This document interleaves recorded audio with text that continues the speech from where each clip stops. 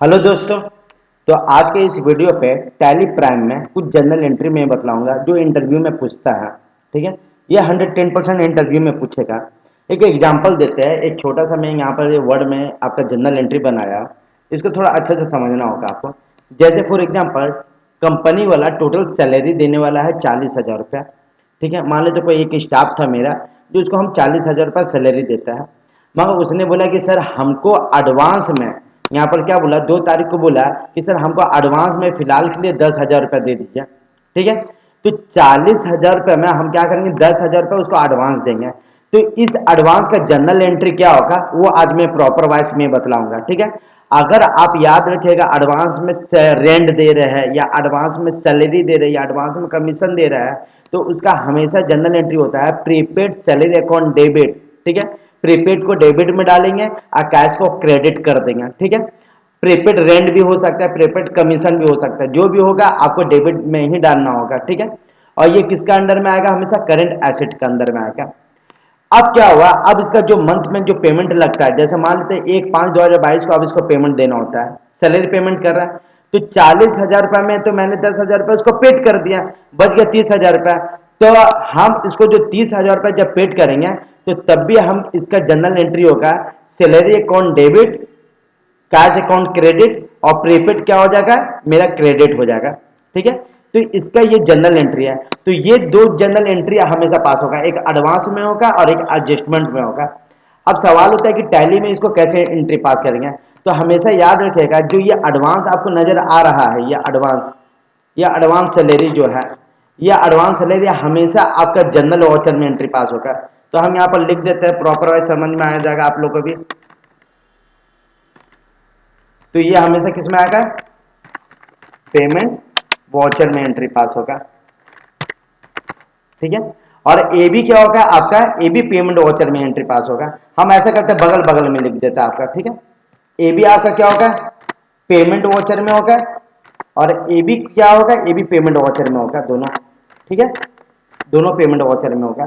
तो हम आपको प्रैक्टिकली करके दिखला देते हैं। तो कॉन्सेप्ट आपको क्लियर हो गया होगा कि अगर कंपनी सैलरी 40,000 रुपये पेड कर रहा है जिसको एडवांस में देना है, तो एडवांस का entry prepaid account debit to cash हो जाता है, और फिर उसी को एडजस्टमेंट करने के लिए सैलरी अकाउंट डेबिट, क्रेडिट में आपका कैश हो जाएगा और क्रेडिट में प्रीपेड हो जाएगा।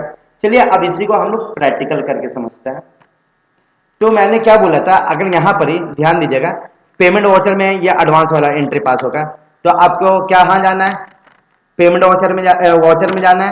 आप पेमेंट वाउचर में चली जाइएगा, पेमेंट वाउचर आ गया। तो यहाँ पर हम और प्लस से बनाते हैं प्रीपेड सैलरी। प्रीपेड सैलरी किसके अंडर में आ जाएगा, करंट एसेट में आ जाएगा। ठीक है, करंट एसेट में आ गया और इसको सेव कर लीजिएगा। 10,000 रुपये यहाँ पर अमाउंट लिख देता है, और यहाँ पर एक कैश ले लेता है। ठीक है, देखिए मेरा मान लेते हैं 1,90,000 रुपया मेरा कैश बच गया, मतलब लगभग 2 लाख रुपया था, जिसमें 1,90,000 रुपया 10,000 रुपया फिट किया तो आ गया मेरा। ठीक है, अब इसको क्या करते हैं, सेव कर लेता है। सेव करने के बाद अब इसको बैलेंस शीट में चेक करिएगा, बैलेंस शीट में जाके चेक करिएगा। तो यहाँ पर ही देख सकते हैं प्रीपेड सैलरी यहाँ पर 10,000 रुपया नजर आ रहा है, कैश में मेरा 1,90,000। अब क्या हो गया, अब हमको पेमेंट करना है। कब पेमेंट करना है, अब बाकी का जो ड्यू अमाउंट बचेगा वो भी पेमेंट करना है, तो ये भी पेमेंट वाउचर में ही आएगा। तो अब इसको भी एंट्री करके हम लोग देखते हैं। ठीक है, तो यहाँ पर भी वाउचर में जाएंगे, अब पेमेंट वाउचर में चले जाते हैं। ये है आपका 1/5 का तारीख है, तो यहाँ पर सैलरी होगा, सैलरी तो दिया हुआ नहीं है, इसको भी क्रिएट कर लेते हैं। सैलरी इनडायरेक्ट एक्सपेंस के अंदर में आ जाएगा, इसको पास कर देता है। यहाँ पर 40,000 पूरा लिखिएगा। ठीक है, क्रेडिट में क्या हो जाएगा, कैश हो जाएगा। 1,90,000 बचा था, अभी 30,000 रुपया पेमेंट कर रहा है अभी हम। ठीक है, तो 30,000 और पेमेंट करेंगे, कोई 10,000 रुपया पेमेंट कर चुका है, और यहाँ पर ही मेरा क्या होगा, प्रीपेड सैलरी हो जाएगा। ठीक है, 10,000 रुपया, देखिए ये जीरो हो गया ना। तो यहाँ पर प्रीपेड सैलरी जो हम लोग 10,000 रुपये एडवांस में दिए थे, उसको हम लोग क्या किए, यहाँ पर एडजस्टमेंट कर दिया। एडजस्टमेंट करने से क्या हो गया, ये जीरो हो गया। तो अब यहाँ पर अगर राउंड फिगर में देखते हैं आप, तो मेरा कैश में 2 लाख रुपया बचा था, पहले 10,000 रुपया दिए थे हम, तो 1,90,000 रुपया बचा, और अभी 30,000 रुपया दे दिए तो 1,60,000 रुपया बच गया। ठीक है, तो ये मेरा क्या हो गया, जनरल एंट्री है। तो अब यहाँ पर हम बैलेंस शीट में आपको दिखलाते हैं प्रॉपर वाइज।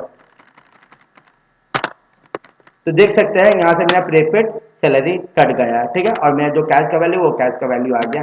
अब प्रॉफिट एंड लॉस अगर चेक करिएगा तो यहाँ पर देखिए सैलरी का नाम से यहाँ पर 40,000 रुपया पूरा पूरा चढ़ गया।